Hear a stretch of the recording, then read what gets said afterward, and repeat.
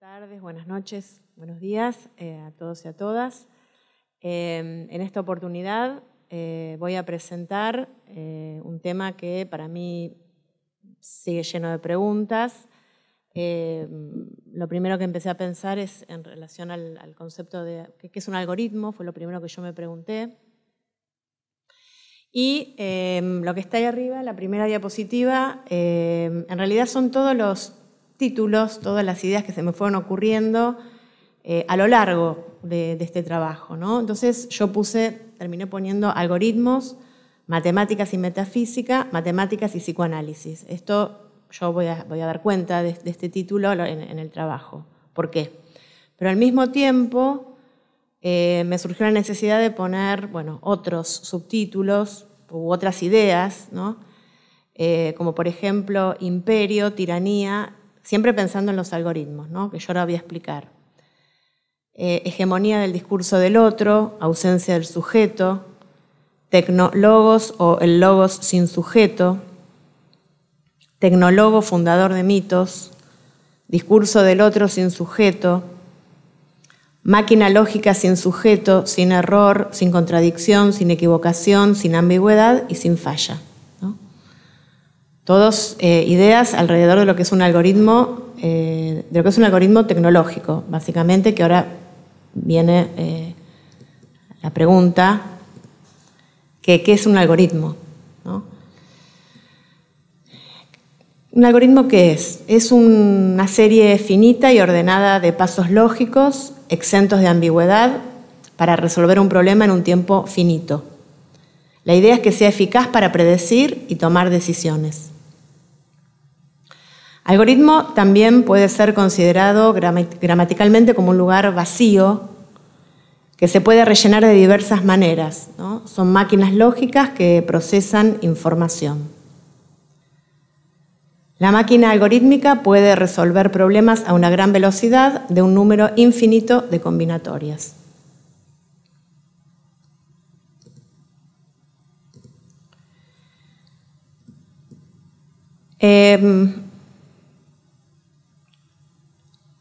A mí me fueron surgiendo un montón de preguntas que, bueno, traté de ordenarlas, lógicamente, en áreas. Por ejemplo, algoritmo y poder, ¿no? Y también titulado como algoritmo como discurso del otro, control, vigilancia, y pensé como un neologismo algotro. Los algoritmos tecnológicos, ¿no? De eso estoy hablando, con los que convivimos diariamente, todo el tiempo, organizan y filtran el mundo que percibimos y en el que actuamos. Nos orientan sobre qué hacer y qué no. Encarnan valores de quienes han decidido crear esos algoritmos y cuál es el fin último, ¿no? ¿Qué fin busca ese algoritmo? Pero fue pensado por alguien o por una empresa y por programadores. Son herramientas de poder velado en donde el individuo, usuario, deviene dependiente de mecanismos invisibles y automatizados, de las redes programadas, permitiendo que las empresas ¿no? Las empresas como otros, que los construyen, elijan opciones de las que no somos conscientes, ¿no? En estos algoritmos que todo el tiempo nos atraviesan nuestras vidas. Cathy O'Neil es una matemática, autora del libro Armas de Destrucción Matemática, del 2016, y nomina a la reciente transformación social como una sociedad algorítmica o una algocracia, señalando que estos algoritmos, controlan y cambian nuestro comportamiento dirigiendo nuestras elecciones y tendencias como estructuras de control imperativo. Shoshana Zuboff, esta autora ya la había mencionado Federico, ¿no? Hace 2 años, creo. En su libro La era del capitalismo de vigilancia, del 2020, introduce el concepto de capitalismo de vigilancia para dar cuenta de ese mismo fenómeno. Entonces, los algoritmos están diseñados para seducir, para disciplinar, regular y controlar el modo en que la gente se vincula.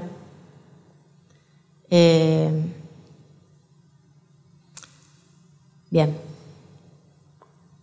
Una vez realizada esta introducción, porque yo tuve que ver qué era un algoritmo, entender un poco de qué se trataba, esta idea que me empezó a aparecer como pregunta, bueno, empecé a buscar en Lacan. Lacan trabaja con Alan Turing y Norbert Wiener, que son, bueno, ahora voy a explicar un poquito. Para mí fue muy interesante todo este recorrido. ¿Qué pasó? En la Segunda Guerra Mundial transformó la tecnología con la creación de nuevas máquinas y nuevas formas de organización e ideas. El proyecto teórico que representó la cibernética marcó un giro definitivo en la ciencia en la segunda mitad del siglo XX. La Fundación Filantrópica Josiah Macy Jr.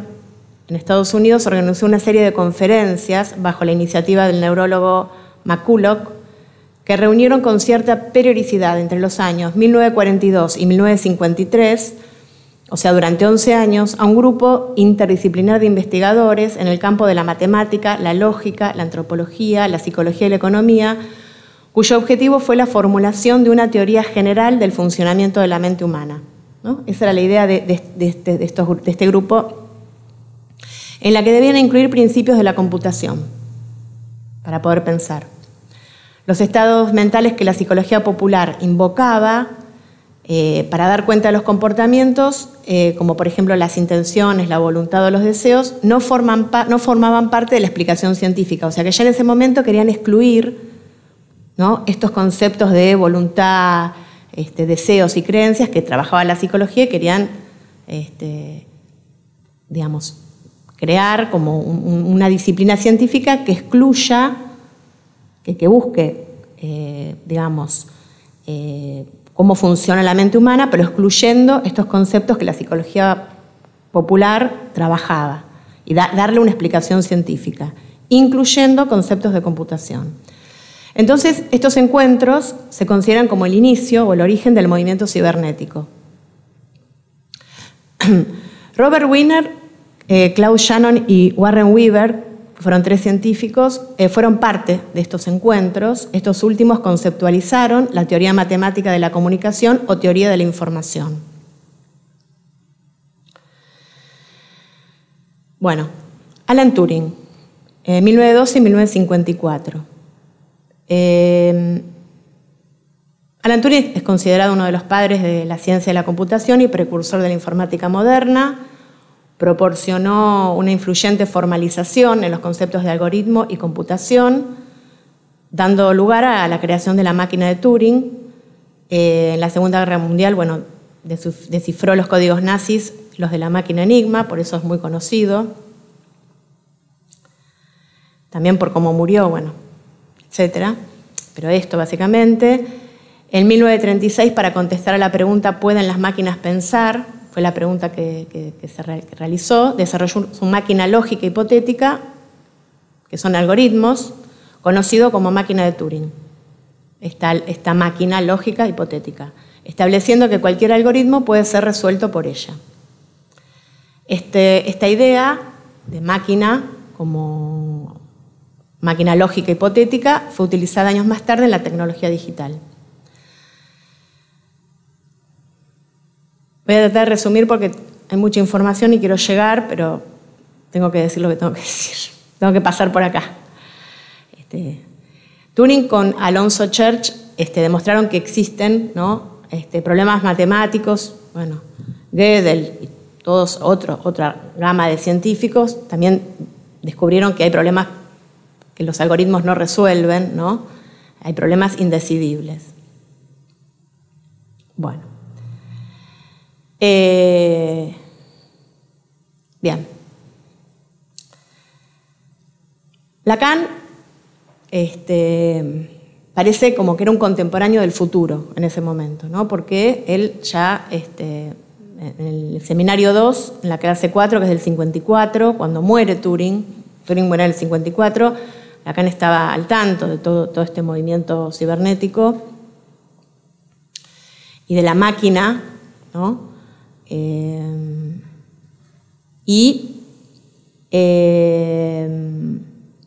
Bueno, acá hay algunas citas. En el seminario 2 él no cita a Turing, pero podemos ver que se refiere a Turing cuando habla de lo que dice en el seminario 2. Hace referencia a él, aunque no lo menciona. En el seminario 2 lo menciona recién en el seminario 20 y en el 24. Ahí sí lo menciona Turing. Entonces Lacan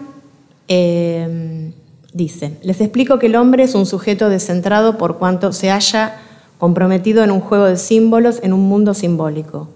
Pues bien, la máquina está construida con el mismo juego, el mismo mundo. Las máquinas más complicadas no están hechas sino con palabras, o con significantes, podríamos decir hoy. La máquina es como la estructura suelta sin la actividad del sujeto. El mundo de la máquina es el mundo simbólico. Para Lacan, los algoritmos funcionan en la máquina sujeto articulados al orden simbólico. ¿Sí? O sea, esto es... Para Lacan, los algoritmos funcionan en la máquina sujeto articulados al orden simbólico. En el seminario 20 y 24 ya ahí hace mención un poco más directa a Turing. Dice, por ejemplo, que un ordenador piense, yo lo concibo, pero que sepa quién puede decirlo, ¿no? Dice, o sea, una cosa es que pueda pensar, pero que sepa es otra cosa. Y en el 24, esta cita la encontré hoy, que me encantó, dice: únicamente las bandas en las máquinas de Moebius, no precisamente de Moebius, sino de Turing, no tienen torsión.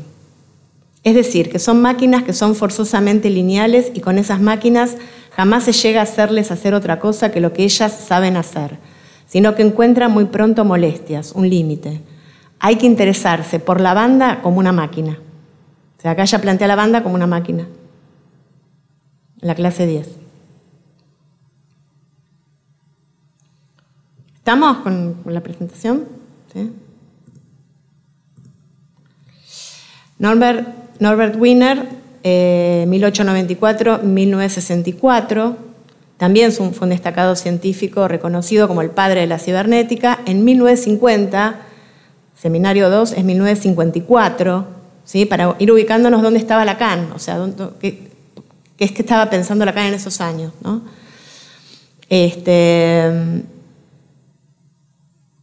Publica Cibernética y Sociedad. Y, bueno, cibernética es un neologismo derivado del griego kibernetes, pero en realidad viene de Platón, la idea de cibernética también, como control. Y acá se toma, digamos, en los lugares más comunes se toma del griego, que es kibernetes, timonel, persona que en la náutica controla y coordina remos, timón y vela. El mismo describe la ciencia que estudiará los comportamientos de intercambio de información, expresión que luego se asimilará al término comunicación. Wiener se dedica a estudiar el intercambio y circulación de información que todo ser, animal, humano, sistema social y máquina, concebidos como organizaciones, sostienen con otras entidades de su entorno. Su definición de información se apoya sobre una base lógico-matemática en términos de cantidad estadística, excluyendo su dimensión semántica.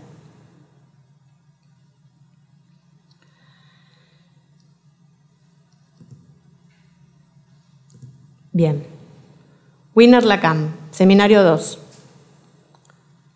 El yo en la teoría de Freud y en la técnica del psicoanálisis. Clase 23. Y psicoanálisis cibernética también. Acá hay varias citas y necesité ponerlas porque me parecía que eran pertinentes todas, ¿no? La verdad que me parecieron geniales todas estas citas y bueno, las puse.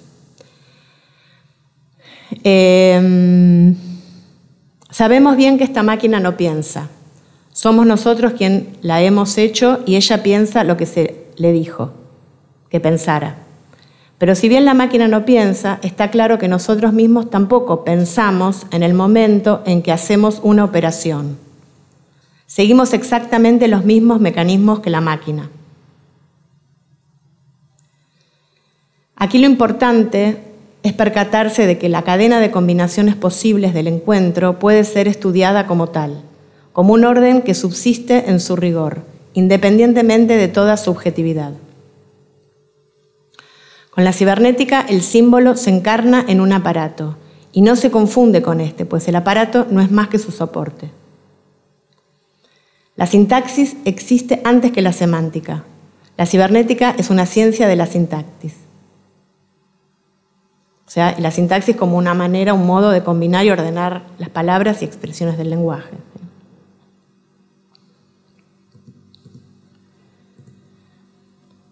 Sigo con las citas un poco más. Para que funcione según una sintaxis es preciso que la máquina siga un determinado sentido. De la máquina no sale nada que no sea lo que esperamos de ella. El fundamento del sistema está ya en juego. ¿Qué quiere decir el sentido? El sentido consiste en que el ser humano no es el amo de ese lenguaje primordial y primitivo. Fue arrojado a él, metido en él, está apresado en su engranaje. Hay algo en lo cual él se integra y que ya reina por medio de sus combinaciones. La relación fundamental del hombre con ese orden simbólico es precisamente aquella que funda el orden simbólico mismo, la relación del no ser con el ser. Entonces, para Lacan, la máquina encarna en términos generales la actividad simbólica, ¿no?, y su insistencia. Bien.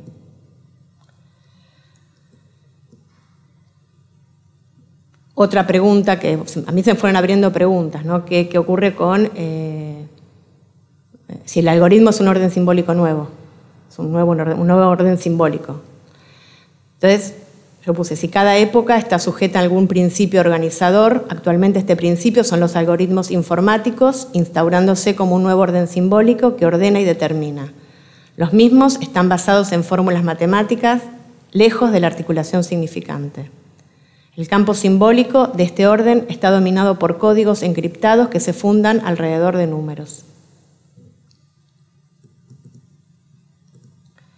¿A qué verdad se refieren los algoritmos?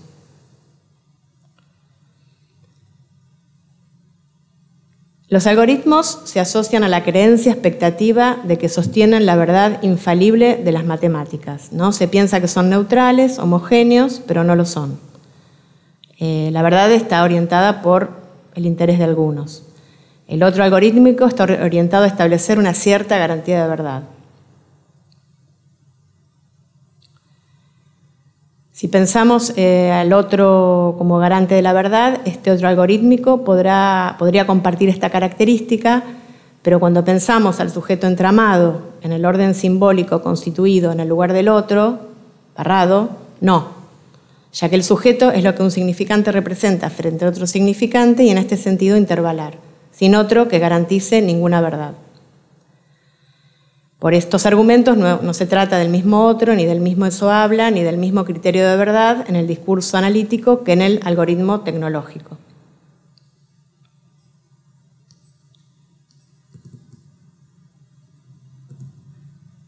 ¿Vamos bien o preguntas o bueno, después? Después empecé a pensar como orden simbólico, como registro imaginario, algoritmo y registro imaginario también. El algoritmo imaginario alienta la construcción de individuos, ¿no?, coherentes en función de sus representaciones, que son moldeadas a su vez por ellos mismos, ¿sí? Porque nosotros les brindamos datos para que se geste el algoritmo próximo, ¿no? Nosotros somos los productores de los algoritmos que se van creando. Podemos pensar que los algoritmos imaginarios en el grafo ubicados en el lugar del otro sin barrar a nivel del ideal del otro y de la imagen del otro, ¿no? Como que parecerían ubicados ahí.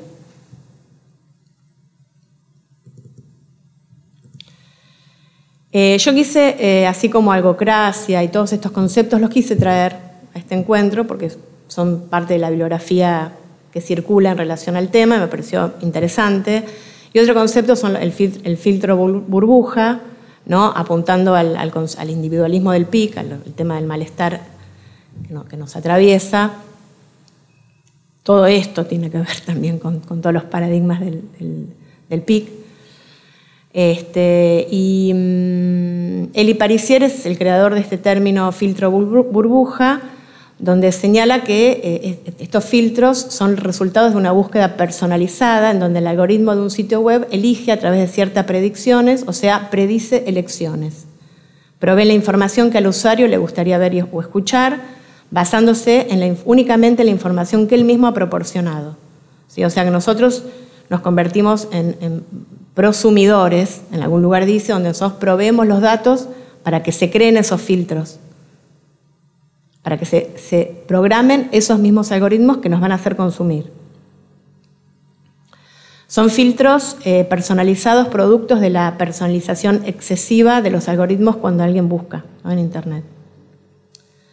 Los algoritmos apuntan al yo, intentan acceder al individuo, usuario o beneficiario que usufructúa y consume, y buscan y formatean y refuerzan tu perfil yoico. En relación al PIC y atentos a las causas que fomentan el malestar, los algoritmos, a través del individualismo y el nihilismo, consideran el tiempo presente e inmediato, evolutivo, materialista, con ausencia de la función creacionista del discurso, tendiendo a la homogeneización del mismo, proponiendo el mismo algoritmo como un universo de discurso para los de una misma comunidad de intereses. El psicoanálisis se pregunta por lo particular en relación a lo universal. El algoritmo anula lo particular, promueve la singularidad y la individualidad.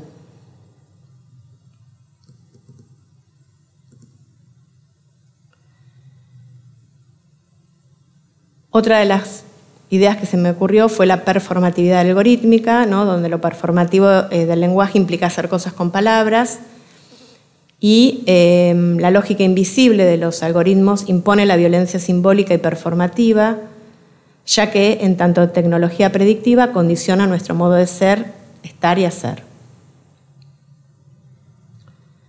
Convierte al individuo usuario creyente en un ser mitológico y metafísico, por eso puse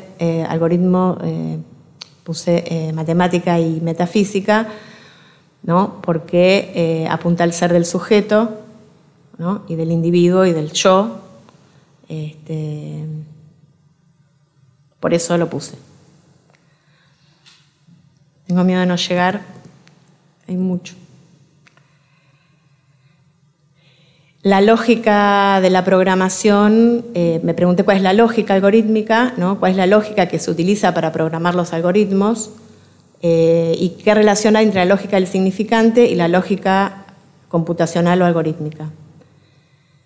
La lógica algorítmica se orienta a la comprensión y especificación del problema, observa la complejidad del mismo y lo analiza. La lógica es una lógica binaria, aunque también se incluyen otras lógicas en la creación de algoritmos, como lógicas no clásicas también, ¿no? Pero se utiliza la lógica inductiva, o sea, sostenida en el conocimiento previo, y la lógica de los hechos. Esa es la lógica que utilizan los algoritmos, ¿no? Cuya consecuencia lógica implique todos los ejemplos positivos y ninguno de los negativos. Operan por refuerzo del comportamiento y responden a causas deterministas. También se utiliza la lógica intuicionista, donde las proposiciones no tienen un valor definitivo de verdad y solo son únicamente consideradas como verdaderas cuando se tiene evidencia directa, ¿no? Cuando hay evidencia, eso es verdadero. La lógica del significante, si bien el discurso analítico trabaja con lógicas no clásicas, la deducción lógica se basa en la posibilidad de establecer hipótesis desprendidas de una teoría que luego serán conjeturas para pensar los algoritmos significantes del sujeto. Cuando yo digo algoritmos significantes, ahora un poco más adelante en el desarrollo voy a exponer cuáles son los algoritmos significantes del sujeto, porque ahí se me hizo el link entre el algoritmo tecnológico y los algoritmos que Lacan propone en el grafo, ¿sí? La intuición basada en la evidencia y la inducción sostenida en la experiencia no sirven para pensar estos algoritmos significantes. La idea es que el sujeto acompañado por un analista creen una nueva lógica en la máquina, tal que resuelva el problema. Porque el problema está en el sujeto y en la máquina sujeto y en la máquina tecnológica, ¿no? Como tiene el problema, tiene una lógica, comparten cuestiones, pero bueno, están las diferencias. El analista junto con el analizante tal que resuelva el problema. Mientras esto no ocurra, se seguirá alimentando de los mismos significados o sentidos, seguirá funcionando de la misma manera y quedará suspendido.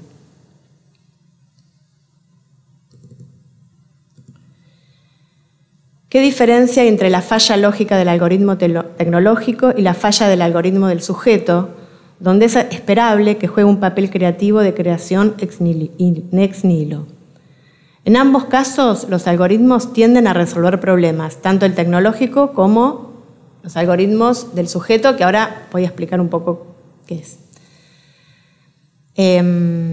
La diferencia es que si hay fallas en el medio tecnológico, se trabaja para recuperar la falla y corregir rápidamente.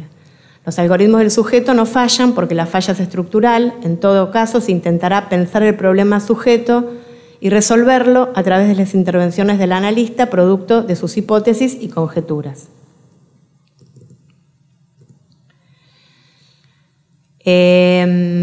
Otra pregunta es qué diferencia entre la causalidad probabilística del algoritmo y aquella con la que se opera en análisis, ¿no? ¿Qué tipo de probabilidad? La algorítmica aprende de los comportamientos de los usuarios en función de la capacidad de aprendizaje de los algoritmos, ¿no? Y predice, esta probabilidad tiende a predecir nuestras acciones, de acuerdo al historial que dejamos en la red, ¿no? Se orienta hacia el futuro. Es una probabilidad predictiva. En cambio, en la hipotética, este tipo de probabilidad no es un fin que se persigue en análisis, ya que la misma no intenta predecir, ¿no? Intenta argumentar la hipótesis sujeto apostando a la trama significante de nudos enlazados, bordeados por agujeros en cada caso particular. Sostenida en el futuro anterior y no en el pasado, y no se dirige hacia adelante y tampoco le interesa predecir.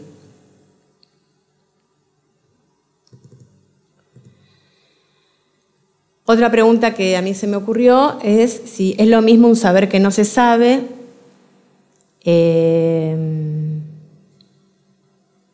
y el conocimiento algorítmico necesario para generar nuevos algoritmos a través de los rastros dejados por nosotros en la red. Entonces, las máquinas lógicas no logran el saber, logran el conocimiento, ¿no? Que está compuesto por datos. Están basadas en una ideología de refuerzo de lo que solemos hacer y pensar. Se aferran a lo imaginario y dan forma a lo que se va aprendiendo. El algoritmo tecnológico responde a la lógica del algoritmo susuriano, donde significante y significado están soldados. Son signos no significantes, están orientados a encontrar el ser del sujeto, no se preguntan, no dudan, no tienen, digamos, no escapan del saber que no se sabe, no piensan con significantes, en donde siempre hay algo que se escapa.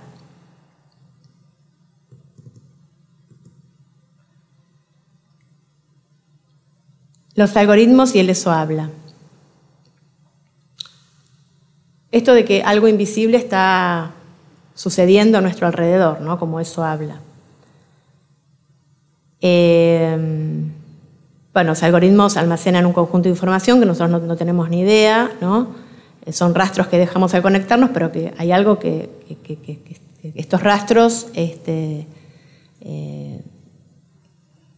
funcionan como un eso habla también, ¿no? Parecería. Por los rastros que nosotros dejamos y que están de alguna manera funcionan de manera invisible. O sea, los algoritmos ven sin ser vistos, actúan sin ser notados, siguiendo la lógica del panóptico de Bentham. estos modelos matemáticos son opacos y su trabajo es invisible para nosotros. ¿Cuál es la relación con el eso habla, eso piensa, ¿no? ¿Cómo podríamos pensar eso, ¿no? Ya que, digamos, de alguna manera el medio está siendo pensado, somos pensados también por los algoritmos. ¿Sería un eso habla algorítmico? Me pregunté. Los algoritmos ocupan el lugar de un otro en este nuevo orden simbólico. ¿Es el mismo otro? Bueno, ya lo había, pero lo volví. Yo iba y volvía. El otro es el lugar donde eso habla, ¿no? Esta es una cita del seminario 10. ¿Qué es el sujeto? ¿Quién hay más allá del cual el sujeto cada vez que habla toma la voz? Bueno, acá hay varias citas donde Lacan trabaja con el ello habla, eso piensa sin saber, ¿no? Están ahí arriba. Bueno, obviamente el otro algorítmico no trabaja con significantes, ni con el eso habla, ni con el eso piensa en el lugar del otro. ¿Bien? Pedro Fonseca pregunta, ¿a qué te referís con algoritmo imaginario? El algoritmo imaginario, estos algoritmos que suponen, o sea, proponen una información como sabiendo, digamos, como vinculando a otros con minúscula, como sabiendo la información imaginaria, de lo que nosotros queremos consumir, deseamos, nos orientan hacia un mundo imaginario. Eso.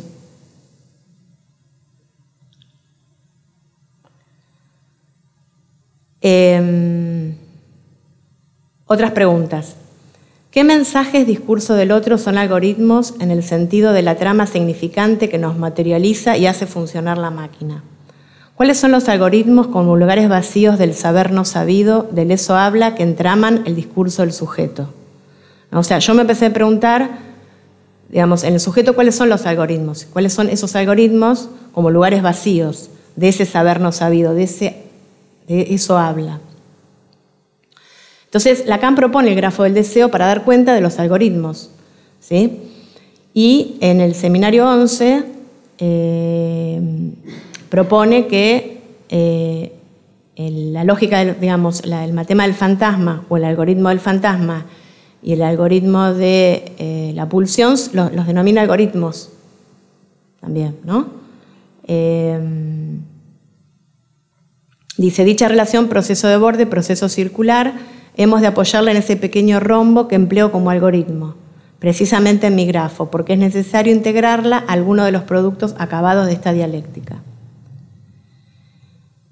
Y acá es imposible no integrarla, por ejemplo, al propio fantasma, y es imposible no integrarla al matema de la pulsión. Ahí Lacan ubica, ¿no?, también el grafo, los denomina estos matemas como algoritmos, también como, digamos, estructuras matemáticas, simbólicas, con lugares vacíos.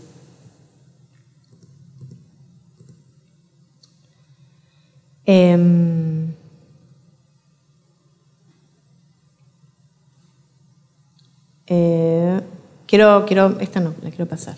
Quiero ir un poquito más adelante. Bien. Por otro lado, bueno, los algoritmos escapan a lo real, obviamente, ¿sí? Los algoritmos tecnológicos escapan a lo real. Y, bueno, algunas conclusiones. Los algoritmos son notaciones matemáticas sin sentido que se aproximan al fenómeno del lenguaje con independencia de los hablantes. Lacan ubica el sujeto funcionando como una máquina. El cuerpo tridimensional es el soporte del funcionamiento de los tres registros junto a sus algoritmos. El sujeto es una máquina que funciona con un programa a través de algoritmos significados significantes. Los sentidos del mensaje de esos algoritmos son el resultado de la combinatoria significantes en el cual el sujeto, sin saberlo, se detiene y queda suspendido. Quiero volver a leerlo. El sujeto es una máquina que funciona con un programa a través de algoritmos significados significantes. Significados significantes. Los sentidos del mensaje de esos algoritmos son el resultado de la combinatoria significante en la cual el sujeto, sin saberlo, se detiene y queda suspendido. La función de lo simbólico muestra la autonomía que le es propia. Eso habla, piensa y desea por sí solo, con independencia del sujeto, el cual viene a ocupar el lugar que le es asignado en el circuito lógico del discurso del otro.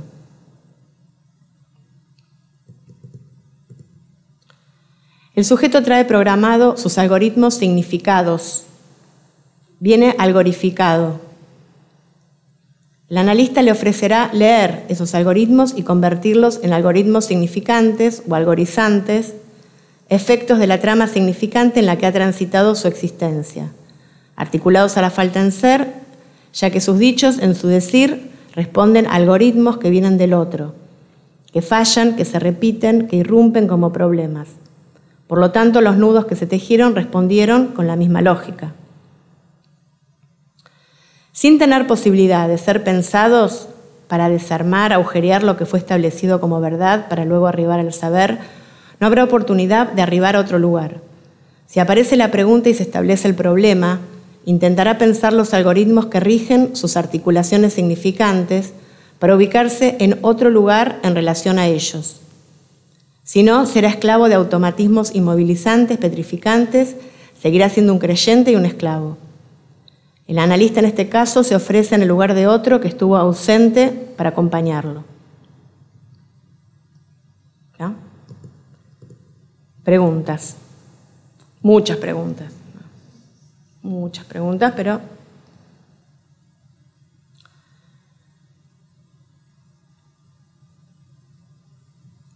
Pregunta, me hago. ¿Le llegarán los algoritmos a poder pensar al sujeto con su falla estructural? ¿Habrá algoritmos que piensen la falla? No lo sé. Deseo. ¿Qué clase de deseo piensan los creadores de algoritmos y cuál es la relación diferencia con el concepto de deseo planteado por Lacan? El algoritmo tecnológico como discurso del otro intenta acercarse al deseo del individuo, no del sujeto, asunto o problema. Los algoritmos son incapaces de interpretar los chistes, la ironía, el sarcasmo, las metáforas. No hay posibilidad de que el algoritmo se acerque al saber deseante. El deseo del sujeto se ubica como deseo del otro, como un más allá de la demanda, como causa, articulándose entre los significantes, dando cuenta de la falta para hacer funcionar la máquina. ¿Sí? Bien. Entonces, la pregunta que se me impone es, en relación al comentario de Alfredo Edelstein, como respuesta a Cristina Miretti, el 16/6/2022. Seminario Central, clase 6. Pregunta, Cristina Miretti. En relación al darwinismo social y la competencia que supone entre nosotros, en la sociedad, lo que planteaste en relación al deseo que vivimos con la sensación de falta y que en relación al deseo como siempre faltando algo, entonces yo te quiero preguntar si eso implica para vos tener que cuestionar o criticar el concepto de Lacan en relación al deseo. Si implica eso o no, y si es así, porque en donde uno podría cuestionar o criticar, porque ahí uno podría cuestionar o criticar la cuestión del deseo en Lacan, ¿no? El deseo como falta. Ella le pregunta si este concepto de deseo como falta se puede ser criticado. Alfredo responde, Lacan da a entender por todos lados que el deseo es universal y que es efecto de la estructura y que implica la operancia universal y permanente de la falta y mordió el anzuelo de Occidente moderno. Si el deseo es efecto de la estructura que implica la operancia universal y permanente de la falta, causado por la falta, a nosotros lo peor que nos puede pasar es que nos falte la falta. ¿Sí? Fin de la pregunta.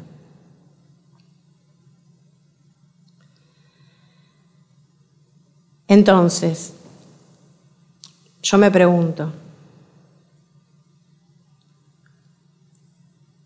bueno, pero acá tomé una cita del seminario 6 de Lacan que dice, la cuestión del deseo queda en primer plano incluso de las preocupaciones de los poderes. Quiero decir que es muy necesario que haya alguna manera social y colectiva de manejo con él. Se trata siempre de moderar un cierto malestar, el malestar en la cultura como lo llamó Freud. No hay otro malestar en la cultura que el malestar del deseo. Entonces, ahí encontramos el mismo deseo que proponen los programadores en la confección de sus algoritmos, en donde la falta es lo que mueve la creación de algoritmos para continuar generando falta de manera infinita para que la máquina siga funcionando, ¿no? Entonces, me pregunto, ¿cuál sería ahí la diferencia? Y una respuesta que yo me di es, en Apola se propone el objeto A como creación ex nihilo y como dimensión de valor. Del PIC, frente al nihilismo proponemos una concepción creacionista, creación ex nihilo, que a partir de la articulación significante en el campo del otro y del discurso, que concibe al objeto A como dimensión creada de valor y sentido particular pero no singular, que se articula plenamente a la condición del sujeto. O sea, como dándole otra posibilidad al concepto de deseo como falta y articulándolo a la posibilidad creativa de la creación ex nihilo, ¿no? O sea, la respuesta que me sirvió. Me tranquilicé con la respuesta esa. Bueno, no sé si fui muy rápido, pero esto tenía ganas de decirlo. La presentación es hasta acá. Tal vez estuvo un poco confusa. La verdad que yo la hice con la idea de estas preguntas que se me iban ocurriendo y de empezar a articular un poco y demostrar las semejanzas y diferencias, obviamente, en relación al concepto de algoritmo y máquina lógica, tecnológica y en el sujeto. Bien. Bueno, fin de la presentación. Ahora, preguntas o comentarios, dudas o lo que tengan ganas de decir, será bienvenido para pensar, para seguir pensando. Sí, hola. Hola. Diana, ¿cómo estás? Me parece, bueno, súper interesante, buenísimo el tema para trabajar la lectura, ¿no?, que hacemos de los casos, pensando en cómo se entraman los significantes y la red que arma como texto, ¿no? Entonces, pensando en que nosotros vamos a hacer una lectura sobre la falla y que entonces los algoritmos estarían relacionados con una fórmula con una fórmula que los sujetos vienen con unos algoritmos. Claro. Esa es la propuesta del trabajo. Claro. La propuesta es esa. Claro. El analizante viene con algoritmos. Claro. Significados. Claro, pero eso es lo que yo ahí se me confunde, por eso me parece que hace la pregunta Pedro, ¿no? Si los algoritmos serían las letras, las fórmulas, ¿no? Y los matemas. ¿Sí? ¿Cómo serían imaginarios? No, el ¿entendés? tecnológico es imaginario. El algoritmo tecnológico es imaginario, no el del sujeto. Ah, pero vos porque estás diciendo que los algoritmos que se utilizan tecnológicamente son los imaginarios. Claro. Ajá. Los tecnológicos, los algoritmos tecnológicos, los digitales, lo de los programadores son imaginarios. Claro. Ahora, el sujeto sería un efecto. Sí. ¿Sí? Y sería el problema de la falla. Sí. Sí. Viene con algoritmos. Sí. Viene con algoritmos. Significados. Significados. ¿Y sí? Pero entonces, son algoritmos. Los algoritmos son las fórmulas vacías del grafo. A eso me estoy Claro, refiriendo. por eso es lo que digo que se me confunde con los significados. Si esos son significados, entonces no son algoritmos. Bueno, pero viene con... Los algoritmos los lee el analista. Los algoritmos son las fórmulas que tenemos. Bueno, yo uní, como que digo, claro.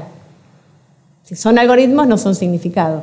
Pero pero yo lo pensé como que el sujeto, el algoritmo es leído por el analista, pero el sujeto viene con significados. Definan fórmula. ¿Qué es para vos fórmula, Mariana? ¿Cómo estás pensando el algoritmo como una fórmula? Por ejemplo, el sujeto barrado los antes. Sí. Bien, claro, yo lo pensaba en relación, tratando de entender lo del algoritmo imaginario y pensando un poco lo que hoy estábamos leyendo en la clase del seminario 2, justamente en relación a psicoanálisis cibernética, que es el lenguaje y que es la palabra, todo lo que se despliega ahí como sintaxis en la cadena significante. Y entendía el algoritmo, por eso pensé en imaginario, en esto que trae el analizante, ¿no? Que en realidad es imaginario hasta que no se arma ahí otra cosa. lectura lógica, que en todo caso es algo que va a devenir, pero lo que viene como para usar algo, digamos, sustancial ahí, estas creencias o este armado. Este sentido, el significado. Claro, este sentido que está ahí como coagulado, no sé, se me ocurre cualquier cosa, mi mamá no me quiere, Sí. ¿no? Que funciona como un significado. Es un sofisma, porque no sabemos si eso está bien armado. Después se supone que iremos viendo cuánto de verdad hay ahí o no. Así entendí yo lo que vos proponías como algoritmo imaginario. Yo lo había propuesto para el tecnológico, pero bueno. Muy bien. Hola, buenas noches. Sí, mi pregunta va, o mi reflexión, un poco escuchándote, va un poco en el mismo sentido, e incluso de la pregunta de Pedro, que justamente con él venimos y con otros colegas trabajando mucho el seminario 2, porque se me planteaba problemática la distinción de pensar este simbólico o este imaginario por fuera del simbólico, ¿no? Porque lo interesante del seminario 2 es cómo además empiezan a aparecer todos estos aportes de la cibernética, de la informática, y autores que no son citados explícitamente, pero que son todo el tiempo trabajados por Lacan, donde lo que aporta es la idea de desprenderse de la cuestión del significante más ligado a la palabra y de introducir la cuestión de la información. Entonces, a mí me parece que el algoritmo, con lo poco que puedo entender del término algoritmo, que no lo estudié, pero sí en relación al automatismo y a dejar de pensar en términos de aparato psíquico, como pensaba Freud, y plantear la idea de máquina, es que ese automatismo que funciona solo, creo que no casualmente Lacan plantea el automatismo del simbólico en oposición al automatismo, la autonomía, ¿no? Digo, la autonomía en relación a lo que se planteaba con la autonomía del yo, que él plantea, la autonomía es de este simbólico. Eso produce significación y esa significación es imaginaria. Así entendía yo la articulación entre ambos. Por eso me cuesta imaginar un algoritmo imaginario, porque vos misma planteás el algoritmo como sin significación, como esa posibilidad de hacer una lectura en el funcionamiento de cómo está articulado, pero no porque traiga una significación en sí, sino que es el simbólico el que produce significación imaginaria. Yo lo había pensado para la cuestión tecnológica, no lo había articulado al sujeto, ¿no? Claro, bueno, pero Lacan toma justamente las máquinas de su época para pensar el funcionamiento y la idea de sujeto. De hecho, a mí me sorprendió mucho la definición de subjetividad que Lacan trabaja en el seminario 2, que dice la subjetividad es un sistema organizado de símbolos. Pareció increíble, o sea, lo dice al comienzo del seminario incluso. Sí.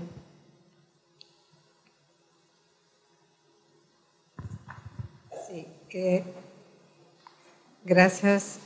No sé si he estado a la altura de comprender las distinciones, pero me surgía preguntarte si una salvedad o una distinción no estaría ofertada por el recorrido de los 4 discursos de Lacan. Es decir, que a partir de esa propuesta me parece que se hace muy claramente distinguible lo que serían estos elementos funcionando en la cibernética o en la lógica del psicoanálisis o del análisis. Bien. Sí, sí. ¿Cómo operan? Desarman los campos claros del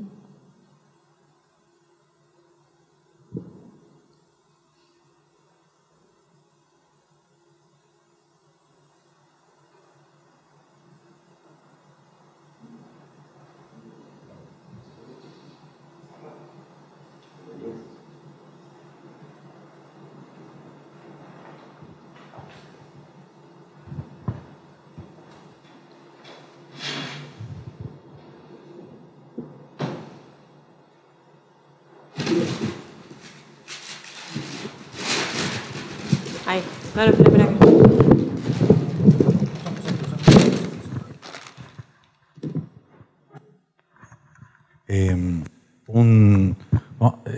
Le propongo trabajar el más sencillo de todos, que es el algoritmo de la suma. Parece, por ejemplo,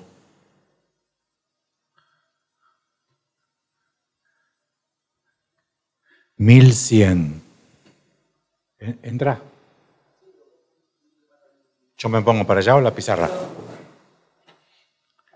1100 más 33 da 1430.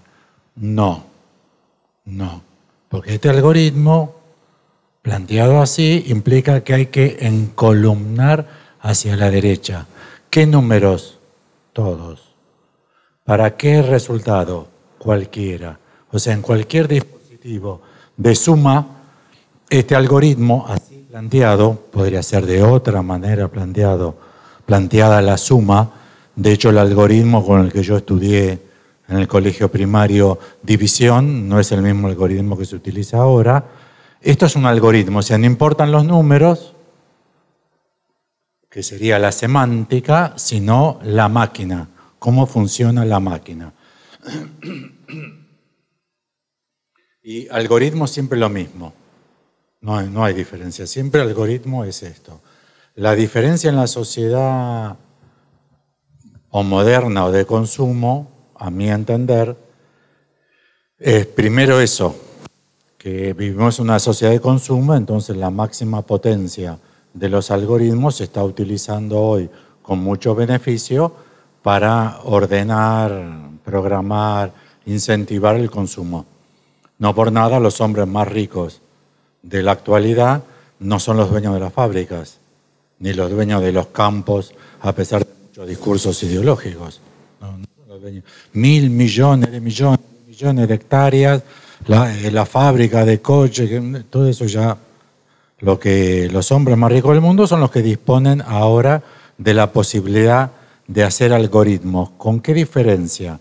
La sociedad de consumo, que me parece que es uno de los motivos por los cuales Adriana hablaba de algoritmos imaginarios, o sea que la finalidad es el consumo, pero a su vez que la computadora moderna ha dado dos posibilidades: la cantidad de variables que simultáneamente puede operar y la velocidad con la que puede operar. Pero algoritmos hay desde que hay lenguaje. 2 más 20, 40. No. 2 más 20, 22. Vaca, cabra, mujeres, soldados, lo que fuese. La diferencia en la actualidad es la potencia que tienen de trabajar con 5.000, 6.000, 7.000 millones de variables y el tiempo en que se resuelve la operación, que a nosotros, por nuestras propiedades de los sentidos, nos resulta instantáneo. Con las notebooks, con las computadoras, aparece mucho eso, que uno cree que es multitask, que la computadora es capaz de hacer 7 cosas a la vez, no las hace a la vez. Pero para nuestro registro del tiempo es a la vez porque te hace y te contesta a las 7. Entonces uno dice, no, hizo una, hizo otra, o un poquito de una, un poquito de otra, un poquito de la otra, a una velocidad tal que nosotros no registramos la diferencia. Y respecto de algoritmo de consumo, también es importante tener... tiendo a no pensar dramáticamente la modernidad. Yo tiendo a no pensar dramáticamente el estado actual.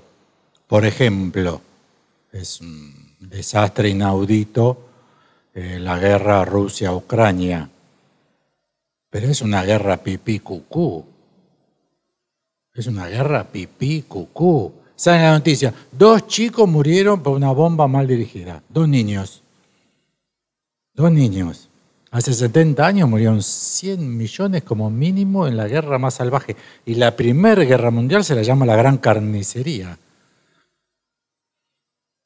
no se usan bombas químicas masivamente, no se usan bombas atómicas de ninguna manera. Bueno, me da la impresión que lo que hay que distinguir del algoritmo es la sensación de frustración de la posmodernidad. Porque tampoco el algoritmo, vamos a usar uno, que me parece que es muy conocido, que es Netflix. Netflix se encontró con un problema que me parece que es inexorable, que es la frustración. Oferta de películas, ustedes, no sé, lo que tenemos en mi edad, había 4 posibilidades. Canal 7, Canal 9, Canal 11 y Canal 13. Si no te gustaban las mismas películas que habías visto todos los fines de semana en 7, 9, 11 y 3, ahora Netflix te pone, no sé, 2.000, 3.000, 4.000, 5.000 películas para ver. Y no sé lo que ver. Ahora Netflix agregó un cartelito abajo que dice, ¿no sabés lo que ver? Te sugerimos nosotros lo que ver. Que ahí se ve la potencia del algoritmo. Pero no es ahí donde está el algoritmo, también en las películas que te ponen arriba. Ahora, eso no es distinto de Pan y Circo. No es distinto. ¿Cuál es la diferencia con Pan y Circo? Pan y Circo es siglo I de nuestra era. LM marca su nivel, Marlboro, Peugeot. Claro, pero lo llamás imaginario por la dimensión de objeto de consumo. Pero eso no viene con el algoritmo, viene con la sociedad de consumo. El algoritmo es una máquina vacía, siempre es vacío. Pan y circo es un cálculo. Sea el pueblo que sea, y sea la situación socioeconómica, militar, política, religiosa que sea, vos metés pan y metés circo y la gente va a estar más contenta. Si te compras un Peugeot, te comprabas un Peugeot, los familiares, los amigos te decían, ¿estás contento? ¿Estás contento? Después se descubrió en la sociedad de consumo que no. Pero al principio lo que yo les pregunto es, ¿acaso uno no estaba contento? Aunque sea los 10 primeros minutos, como con el celular. Los 5, cuando abrís la caja, aunque sea esos 10 segundos. Y eso es un cálculo algorítmico. O sea, vos metele un LM, un Marlboro o un auto Peugeot y la gente va a estar contenta. Lo que no se puede evitar, y acá me parece que hay un punto de contacto, es que no son omnipotentes. Ahora estamos mucho en lo distópico, pero si se hiciesen películas de universos utópicos, ya sabemos que el algoritmo no lo provee. Ya no sé lo que ver. Nunca hubo la posibilidad de elegir en un instante miles y miles y miles de películas, en miles y miles de culturas y miles de idiomas. En la frustración moderna se nota que a pesar de la potencia del cálculo, la velocidad del cálculo, sigue planteándose. Pero yo no dramatizaría.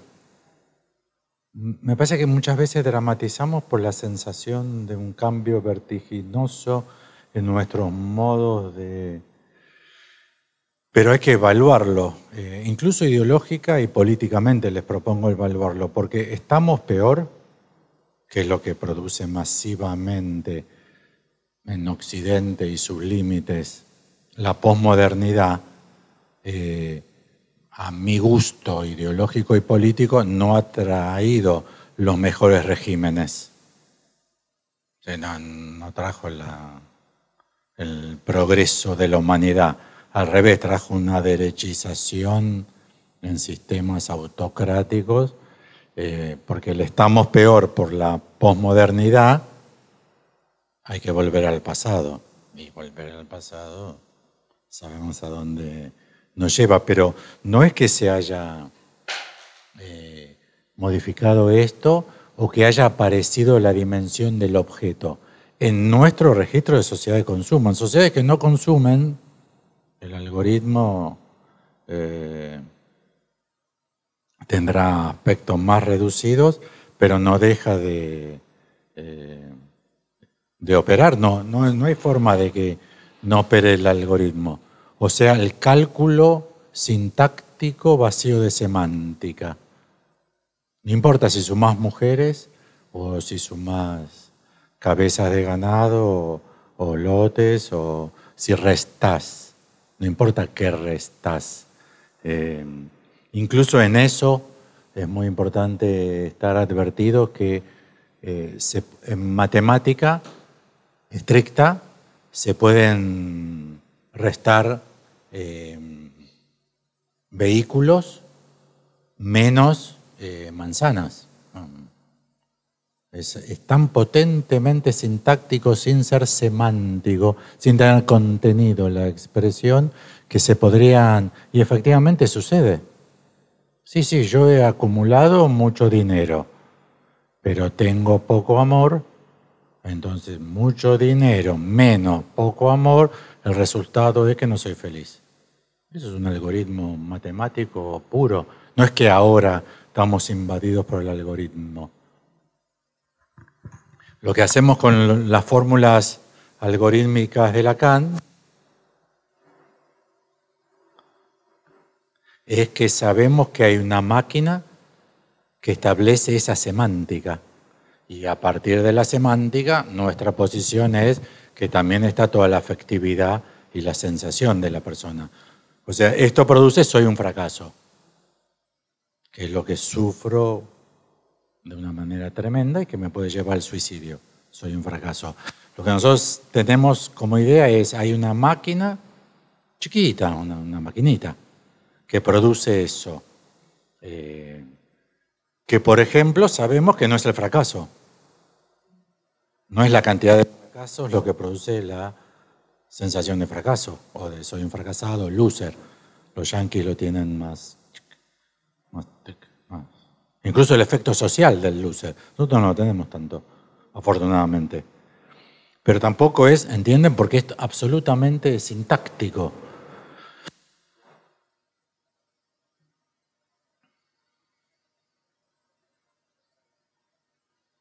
Me parece que siempre hemos consumido objetos producidos por algoritmos significantes. Lo que no significa que siempre hemos estado en la sociedad de consumo con condición posmoderna. O sea, podría ser que hace 500 años se consumiese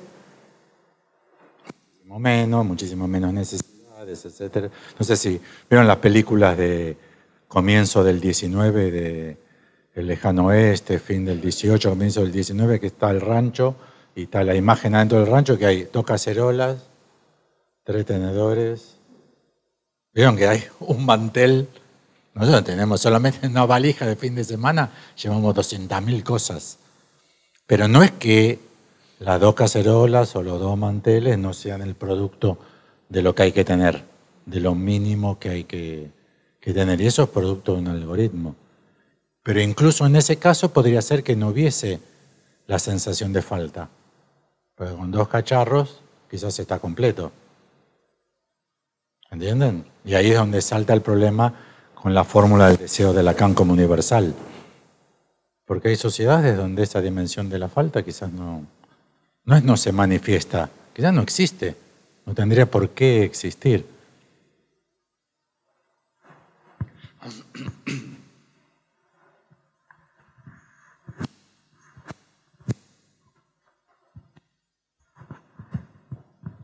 Hola, sí.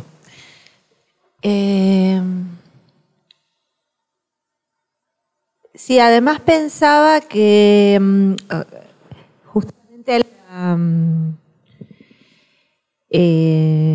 escapa, ¿no? Siempre escapa a cualquier determinación el deseo. O sea, estaba pensando que justamente el deseo del analista va a estar por fuera de la determinación de cualquier objeto de consumo. ¿no? O sea, no, porque el objeto A no es ningún objeto de consumo.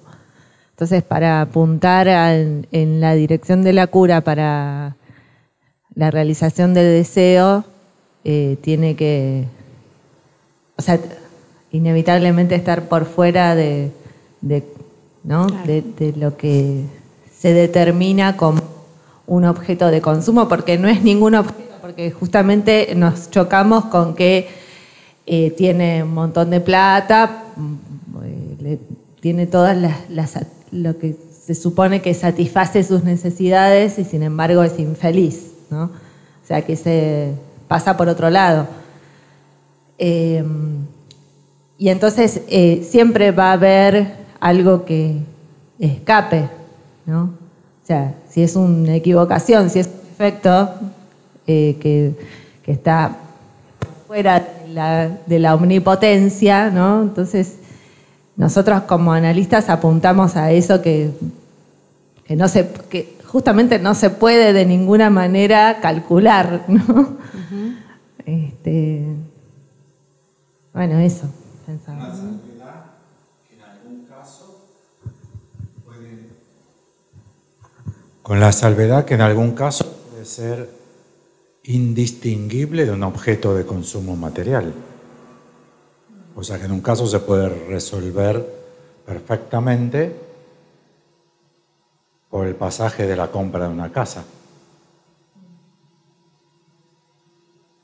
No es que nosotros tendríamos que sostener, no. Nada que sea comprable. No hay motivos para... Lo que pasa es que calculamos que el valor que eso tiene en el caso no es los $120.000 del valor de mercado de esa propiedad. Pero hay que estar advertidos de que perfectamente puede ser conseguir novio, casa, viajar, ir a Atenas y conocer Atenas, que fue el sueño de toda la vida, un viaje.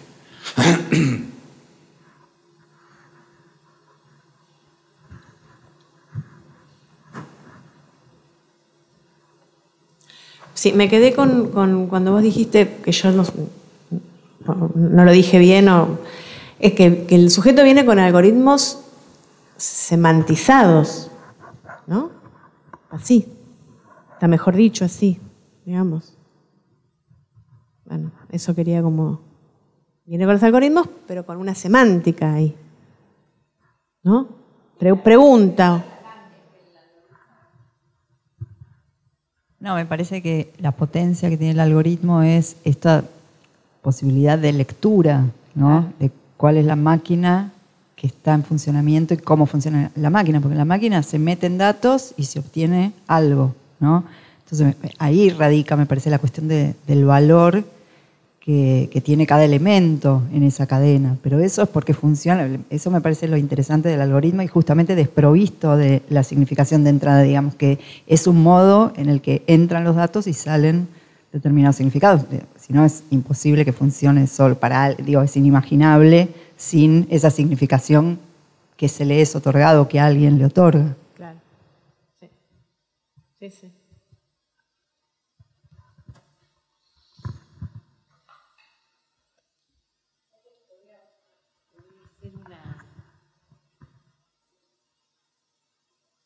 No, por lo que dijo recién Irene, me puse a pensar en si un algoritmo es una serie finita y ordenada de pasos lógicos, ese algoritmo semantizado, como lo vamos a llamar ahora, es justamente eso, porque tiene una coherencia lógica, sí, lo que viene a plantear en ese momento, ¿no? A veces podría llegar a parecer un disparate, pero tiene una coherencia, una sintaxis. Y después, por lo que propuso Alfredo, me puse a pensar si, por ejemplo, porque tener en cuenta el contexto, la época, si, por ejemplo, en la Revolución Francesa la declaración de los principios de igualdad, fraternidad y libertad son un algoritmo. Sí.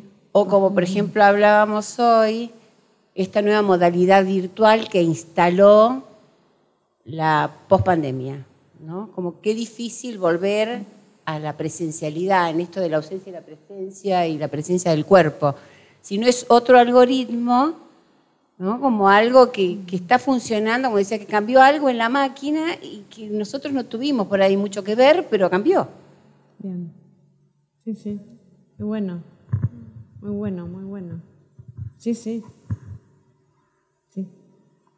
Por eso yo decía como que es invisible, ¿no? Como que eso habla. Eso, claro.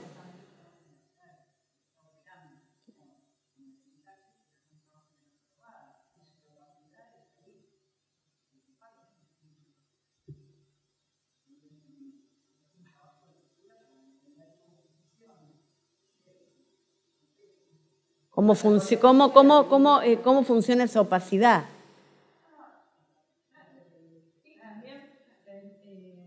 Esta banda sí. También pensaba, bueno, tendríamos otra posibilidad, sería entender cuáles son los algoritmos que se armaron, ¿no? Claro. Para que se produzca esa máquina. Exactamente. ¿No? Esa era la pregunta mía. Porque si nosotros vamos a leer esa opacidad que vos decís, que es la sintaxis, o sea, nosotros tendríamos que entonces entender cuáles son esos algoritmos. Exactamente. ¿No? Sí. Por eso la carta robada. Sí. ¿Cómo? Hay una pregunta de Andrea de Santis. El algoritmo es una sintaxis, un conjunto de leyes y el punto donde se produce la escansión revela algo del sentido, revela algo de la semántica en juego. Alicia Rowis dice, muy interesante, Adriana. Y Hugo Ibarra, sí, dice, el algoritmo de Netflix se puede eliminar y o evitar, no el generado entre analista y analizante. No sé.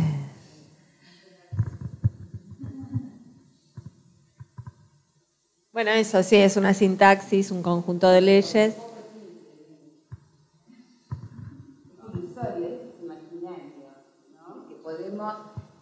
Es imaginario que podemos prescindir del algoritmo. Claro. Por muy poco tiempo.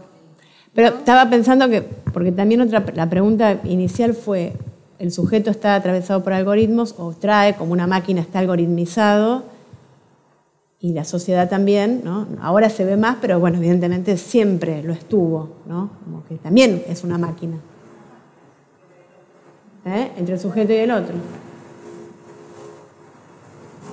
Bien. Bueno. Muy bueno, Adriana. Gracias. La verdad, aplauso. Gracias. Excelente. Amigos. Gracias, amigos, por pensar.